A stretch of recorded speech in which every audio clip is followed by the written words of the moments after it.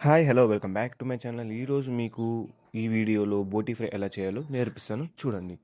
First ఈ బోటీని చాలా బాగా కడుక్కోవాలి, ఎందుకంటే ఈ బోటీ అనేది ఒక కష్టమైన ప్రాసెస్, కానీ చేయాలి, చేస్తే మాత్రం టేస్ట్ చాలా బాగుంటుంది. ఇంకా ప్రాసెస్లోకి వెళ్దాం. ఫస్ట్ కుక్కర్ ఎత్తుకొని ఆయిల్ వేసుకుని అందులో ఈ బోటీని ఎత్తి వేయాలి.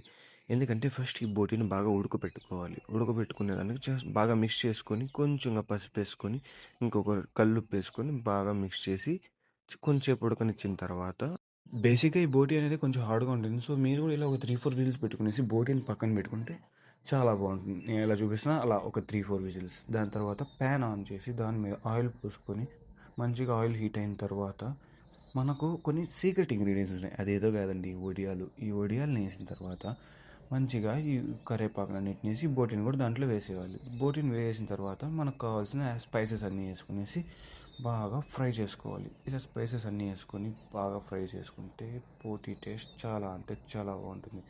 ట్రస్ట్ మీ, ఇది ఒక మంచి ప్రాసెస్. సేమ్ నేను చేసిన ప్రాసెస్లోనే చేయండి. దీంట్లో అల్లం పేస్ట్లు అవి ఇవి వేసి దాన్ని చెడదొబ్బద్దండి. సేమ్ ఇలా ఎలా ఉందో అలానే చేయండి, అప్పుడు టేస్ట్ చాలా బాగుంటుంది. ఫైనలీ మన బోటీ రెడీ అయిపోయింది. Okay, like share and subscribe guys.